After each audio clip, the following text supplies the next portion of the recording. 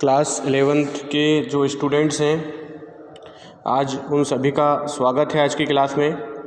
आज हम स्टडी करेंगे कि जब भी कोई बिज़नेस में ट्रांजैक्शन होता है या कोई व्यापार में सौदा होता है तो उसको जर्नल में सबसे पहले जब दर्ज किया जाता है तो जर्नल में किस प्रकार से उसको रिकॉर्ड किया जाता है। तो हम फर्स्ट जो आज का क्वेश्चन पढ़ रहे हैं न्यूमेरिकल क्वेश्चन से। Question number 1, pass the journal entries. आपको क्या तैयार करनी है? जर्नल एंट्रीज बनानी है, ठीक है। फॉर द फॉलोइंग ट्रांजेक्शन्स, ये ट्रांजेक्शन्स बिजनेस में हुए हैं। 5 ट्रांजेक्शन आपको दिए गए हैं। Question number 1, pass the journal entries. आपको क्या तैयार करना है? जर्नल बनाना है, जर्नल एंट्रीज तैयार करनी है। तो जर्नल एंट्रीज जो होती है वो किस में तैयार की जाती है? जर्नल बुक में। पास द जर्नल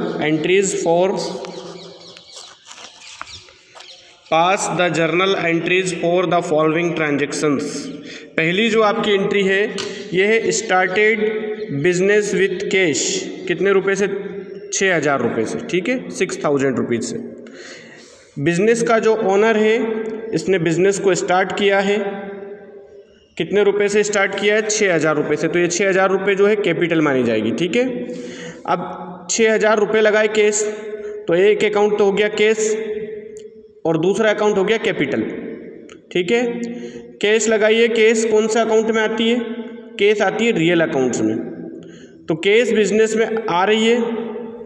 अगर बिजनेस में कोई भी थिंग्स, आर्टिकल्स या कैश या एसेट्स आती है तो हम उसको क्या करते हैं? डेबिट। तो कैश तो डेबिट होगी। दूसरा अकाउंट क्या है? कैपिटल। कैपिटल अकाउंट जो होता है वो बिजनेस के ओनर का अकाउंट है। जब भी बिजनेस का ओनर बिजनेस में कोई भी एसेट्स, कैश लगाता है तो वो कैपिटल अकाउंट होता है, और अगर निकालता है अपने पर्सनल यूज के लिए तो वो ड्राइंग अकाउंट होता है। तो यहाँ पर बिजनेस का ओनर लगा रहा है तो कैपिटल अकाउंट क्रेडिट हो जाएगा, ठीक है। तो cash account debit and to capital, cash account debit to capital account, ये आपकी एंट्री होगी। दूसरा है गुड्स परचेज फ्रॉम अमित। इसमें कहीं भी ये नहीं लिखा है कि ये जो गुड्स आपने परचेज किया है, माल जो व्यापार में खरीदा है, वो नगद है या उधार है। तो आपको यहाँ पर उधार मानना है, क्रेडिट पे मानना है, क्योंकि अमित का नाम दिया है। और कैश वर्ड कहीं भी यूज नहीं किया गया है, यानी कि अमित नाम के पर्सन से बिजनेस में उधार माल खरीदा है, गुड्स परचेज किया है, ठीक है। तो उधार क्यों मानेंगे हम इसको? क्रेडिट पर क्यों मानेंगे? क्योंकि एक तो इसमें कैश वर्ड नहीं दिया, दूसरी बात इसमें जिससे परचेज किया उसका नाम दिया है, ठीक है, अमित। तो अमित कौन सा अकाउंट है? पर्सनल अकाउंट है। परचेज किया, क्या परचेज किया? गुड्स। गुड्स कौन सा अकाउंट है? रियल अकाउंट है, ठीक है। कितने रुपए का परचेज किया? 2,000 रुपीज़ का, 2,000 रुपये का। तो आपके 2 अकाउंट है इसमें, अमित और गुड्स। तो गुड्स कौन सा अकाउंट है? Real accounts. और अमित कौन सा अकाउंट है? Personal account. तो रियल अकाउंट का क्या रूल्स है? जो सामान आता है, व्हाट कम्स इन डेबिट, तो गुड्स आ रहा है, हमने परचेज किया है तो परचेज अकाउंट तो डेबिट हो जाएगा। अब अमित कौन सा अकाउंट है? पर्सनल अकाउंट है। तो पर्सनल अकाउंट का रूल से रिसीवर जो होता है वो डेबिट होता है और गिवर क्रेडिट होता है, यानी पाने वाला डेबिट होता है और देने वाला क्रेडिट। तो हम तो अमित से परचेज कर रहे हैं, अमित तो देने वाला है, गिवर है, तो अमित क्रेडिट हो जाएगा। तो एंट्री होगी purchase account debit to Amit, purchase account debit to Amit, ठीक है। कितने रुपए? 2,000 रुपीज़। तीसरी एंट्री देखिए, डिपॉजिट इनटू बैंक। डिपॉजिट किए आपने, जमा किए, कहाँ जमा किए? बैंक में। अब आप बैंक में क्या जमा करते हैं? बैंक में जमा करते हैं आप कैश। क्या जमा करते हैं? कैश। तो बैंक तो हो गया आपका पर्सनल अकाउंट। बैंक कौन सा अकाउंट है? पर्सनल अकाउंट है।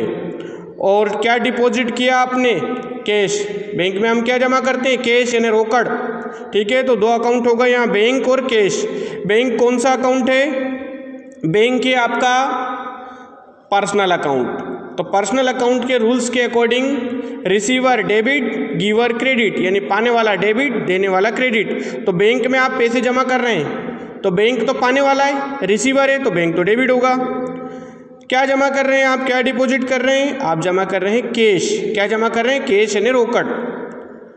तो कैश यहाँ पर कौन सा अकाउंट है? रियल अकाउंट है। कैश कौन सा अकाउंट है? रियल अकाउंट है। तो कैश जो है इसका रूल्स क्या होगा रियल अकाउंट का, what comes in debit what goes out credit. तो यहाँ पर जो आएगा वो डेबिट, जो जाएगा वो क्रेडिट। तो आप बैंक में जमा कर रहे हैं तो आपके पास से तो जा रहा है कैश, कहाँ जाएगा बैंक में, तो जाने वाली चीज़ क्या होगी, व्हाट गोज आउट क्रेडिट, तो यहाँ पर कैश क्रेडिट हो जाएगा। तो bank account debit to cash account कितने रुपए, 4000 रुपीज़। ठीक है, इसकी मैं एंट्री अभी आपको पूरी करके बताऊँगा। Bank account debit to cash account. Purchase furniture, अब फर्नीचर परचेज किया। फर्नीचर क्या है बिजनेस के लिए, असेट्स है, संपत्ति है। फर्नीचर खरीदा आपने तो क्या खरीदा, फर्नीचर खरीदा है, फर्नीचर आपने परचेज किया है तो बदले में आपने क्या दिया होगा, फर्नीचर खरीदने के बदले में कैश रुपए दिए होंगे, रोकड़ दी होगी। तो फर्नीचर कौन सा अकाउंट है, रियल अकाउंट है, और कैश कौन सा अकाउंट है, रियल अकाउंट है। दोनों अकाउंट रियल हो गए।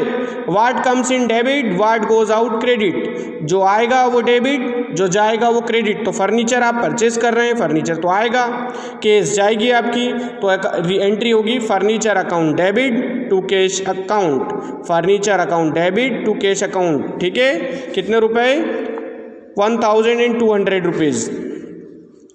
गुड सोल्ड फॉर कैश, यहाँ पर आपने गुड सोल्ड किया है, गुड सोल्ड किया है आपने, यानी माल बेचा है। कैश मतलब नगद, पैसे आएंगे माल जाएगा। तो गुड्स कौन सा अकाउंट है, रियल अकाउंट। कैश कौन सा अकाउंट है, रियल अकाउंट। ठीक है, दोनों एक ही अकाउंट हो गए। तो क्या रूल्स लगेगा, व्हाट कम्स इन, जो आएगा वो डेबिट। तो आप माल बेचोगे, गुड सोल्ड करोगे तो कैश तो आएगी, तो कैश तो होगी डेबिट। क्या बेच रहे हो आप, माल, गुड सोल्ड कर रहे हो तो गुड्स जाएगा तो ये क्रेडिट हो जाएगा। तो कैश आएगी तो कैश अकाउंट डेबिट, और आपने सेल किया है तो सेल्स क्रेडिट। जब हम परचेज करते हैं तो परचेज डेबिट होता है, और जब हम सेल करते हैं तो सेल्स क्रेडिट होता है। ठीक है, तो इसकी एंट्री होगी cash account debit to sales account, कितने रुपए, 1800 रुपये। ठीक है, अब मैं इसकी पूरी एंट्री आपको रजिस्टर में यहाँ पर आपको नोटबुक में करके बता रहा हूँ, आप लोग एक एक एंट्री पर ध्यान दें। ठीक है, रजिस्टर में हम इसको नोटबुक में करते हैं सॉल्व। ये आपका जर्नल का कॉलम रहेगा,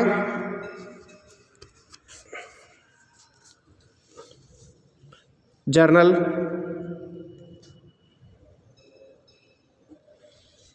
जर्नल एंट्रीज। ठीक है, ये आपकी हेडिंग हो गई। 5 कॉलम इसमें रहते हैं आपके। ये तो डेट मान लो आप, शुरू वाला, डेट नहीं हो तो नंबर डाल दो। अगला कॉलम होता है पार्टिकुलर्स। पार्टिकुलर्स जो होता है ये थोड़ा सा बड़ा बनाना है आपको, इसमें डिटेल आती है। ठीक है, इसके बाद एलएफ होता है। LF means laser folio. LF का मतलब होता है लेज़र फोलियो। लेज़र फोलियो आपका खाता क्रमांक होता है, लेज़र फोलियो। इसके बाद आपके 2 कॉलम और बनेंगे यहाँ पर, डेबिट एंड क्रेडिट। ठीक है, क्या बनेंगे, डेबिट अमाउंट, एक नंबर दिखा वो, एंड क्रेडिट अमाउंट। ठीक है, debit amount and credit amount, ये आपके कॉलम रहेंगे। ठीक है, ये आपके कॉलम है, ये जर्नल एंट्रीज है। Date, particulars, LF, debit amount and credit amount.